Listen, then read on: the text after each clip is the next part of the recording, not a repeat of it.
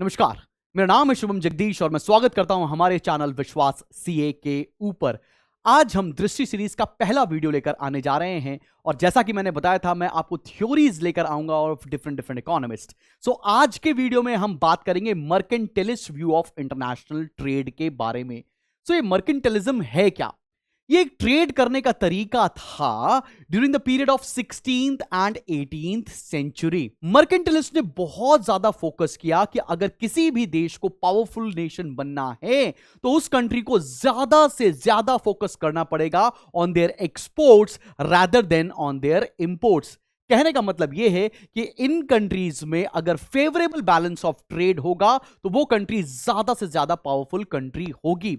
साथ में मर्केंटिलिस्ट ने एक और चीज पर फोकस किया, जिस देश के पास जितने ज्यादा प्रेशियस मेटल्स होंगे उतना ज्यादा पावरफुल वो नेशन होगा। ठीक है ना? तो जितने ज्यादा प्रेशियस मेटल्स, जब मैं प्रेशियस मेटल्स बोलता हूं तो मैं बोलना चाहता हूं ऑफ गोल्ड एंड सिल्वर। जितना ज्यादा प्रेशियस मेटल्स होंगे उतनी ज्यादा पावरफुल वहां की आर्मी होगी, बिकॉज वो आर्मी में बहुत ज्यादा पैसा खर्च कर सकते हैं और जितनी पावरफुल आर्मी होगी उतना ज्यादा कॉलोनाइजेशन पर वो फोकस कर पाएंगे। तो मर्केंटिलिस्ट कहना क्या चाहते थे? They should be more focus on the exports rather than on imports और ज्यादा से ज्यादा वेल्थ अक्यूमुलेट करनी है in the form of precious metals known as gold and silver.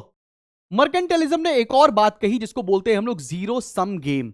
ये जीरो सम गेम का मतलब क्या है? जीरो सम गेम कहना यह चाहता है कि एक कंट्री अगर ग्रो करेगी तो एट द कॉस्ट ऑफ वो दूसरी कंट्री पे ही ग्रो कर सकती है। मतलब एक कंट्री अगर ग्रो करेगी तो दूसरी कंट्री ग्रो नहीं कर रही होगी। फर्स्ट करो, इस बात को समझने के लिए एग्जांपल देखते हैं। अगर एक कंट्री ए है और दूसरी कंट्री बी से वो ट्रेड कर रही है, एक कंट्री दूसरी कंट्री को एक्सपोर्ट कर रही है और बी कंट्री वहां से इंपोर्ट कर रही है, तो ए कंट्री जो एक्सपोर्ट कर रही है वो ज्यादा ग्रो करेगी एज कंपेयर टू वो कंट्री जो इंपोर्ट कर रही है। इसी चीज को बोलते हैं zero sum game. I hope तुम्हें mercantilist view of international trade पूरा अच्छे से समझ में आएगा। और अब बढ़ते हैं हम लोग अपने नेक्स्ट थ्योरी के ऊपर। चलो भाई, आप लोग पढ़ते हैं अपनी नई थ्योरी के ऊपर, थ्योरी ऑफ एब्सोल्यूट एडवांटेज। नहीं भाई, ये पवन सुपरस्टार ने नहीं दी थी, ये दी थी भैया एडम स्मिथ भैया ने। एडम स्मिथ भैया ने बताया ये थ्योरी ऑफ एब्सोल्यूट एडवांटेज क्या होता है। आइए जरा देखते हैं अंग्रेजी लैंग्वेज कितनी आसान है। एडम स्मिथ भैया ने बोला, according to his theory trade between two countries would be mutually beneficial if one country would produce could produce one commodity at absolute advantage over the other commodity and other countries could in turn produce another commodity at an absolute advantage over the first। अंग्रेजी भाषा इतनी आसान है यार। Sir आसान भाषा में बताओ ना, कहना क्या चाहते हो? ये एब्सोल्यूट एडवांटेज है क्या? भाई मैं बताता हूं, बड़ी आसान बात है। मान लेते हैं कंट्री ए है, एक कंट्री ए। ओ भाई साहब, मान लेते हैं एक कंट्री ए है, ठीक है ना? कोई भी कंट्री मान सकते हो। एक कंट्री बी है। अब कंट्री ए ना राइस को बनाती है 10 रुपए किलो पर लेबर आवर। मतलब अगर 1 घंटा लेबर काम करती है तो राइस प्रोड्यूस होता है कंट्री ए के अंदर 10 केजी। सिमिलरली क्लॉथ प्रोड्यूस होता है 50 मीटर अगर 1 घंटा लेबर काम करती है। ये कंट्री ए की प्रोडक्शन कैपेसिटी है। कंट्री बी क्या करती है? कंट्री बी ना 1 घंटा जब लेबर लगाती है तो 7 केजी ऑफ राइस प्रोड्यूस करती है और country B 70 metre cloth produce करती है अगर एक लेबर घंटे भर काम करेगा। तो यहां से क्लियरली समझ में यह आता है कि कंट्री ए अच्छा है राइस बनाने में, कंट्री बी अच्छा है क्लॉथ बनाने में। बात समझ में आ रही है? कंट्री ए अच्छा है राइस बनाने में, कंट्री बी अच्छा है क्लॉथ बनाने में। तो क्यों ना थ्योरी ऑफ एब्सोल्यूट एडवांटेज कर लिया जाए। मतलब कंट्री ए राइस प्रोड्यूस करके बी को एक्सपोर्ट कर दे और कंट्री बी क्लॉथ प्रोड्यूस करके ए को एक्सपोर्ट कर दे। इससे दोनों कंट्रीज अपनी फुल लेबर पावर की कैपेसिटी को इस्तेमाल करेंगी और अपनी कैपेसिटीज को, अपने प्रोडक्शन को मैक्सिमम कर लेंगी।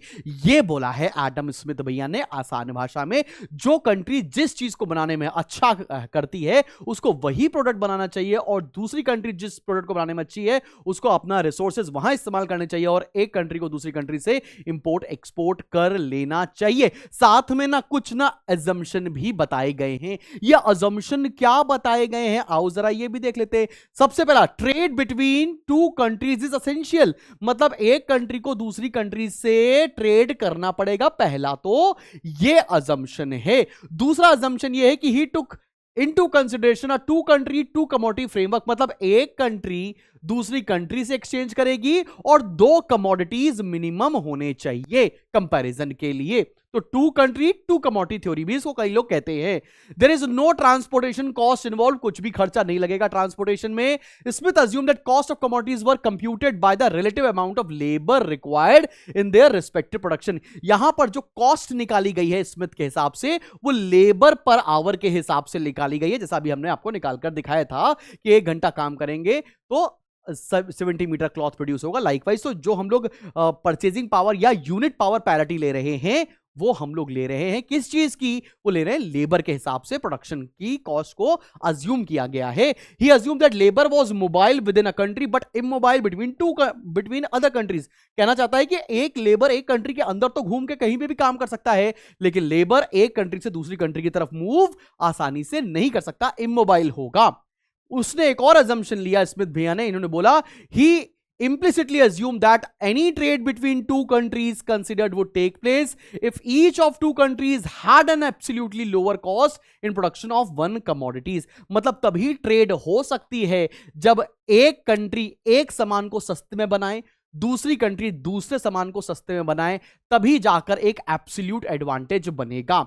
आसान भाषा में तुमको बताऊं, मान लो तुम्हारा दोस्त है वो लेट्स से अकाउंटेंसी में अच्छा है और तुम इकोनॉमिक्स में अच्छे हो, तो अकाउंटेंसी के पेपर में उसने तुम्हें छपा दिया, इकोनॉमिक्स के पेपर में तुमने उसको छपा दिया, तो इसको बोलेंगे एब्सोल्यूट एडवांटेज थ्योरी। समझ में आई बात? एक कंट्री किसी एक प्रोडक्ट को बनाने में अच्छी है, बी कंट्री किसी दूसरे प्रोडक्ट को बनाने में अच्छी है, तो एक दूसरे से वो एक्सपोर्ट इंपोर्ट कर ले, इसको बोलेंगे theory of absolute advantage. I hope तुमको ये दो थ्योरीज आराम से समझ में आई होंगी, दृष्टि सीरीज तुमको हेल्प करेगी।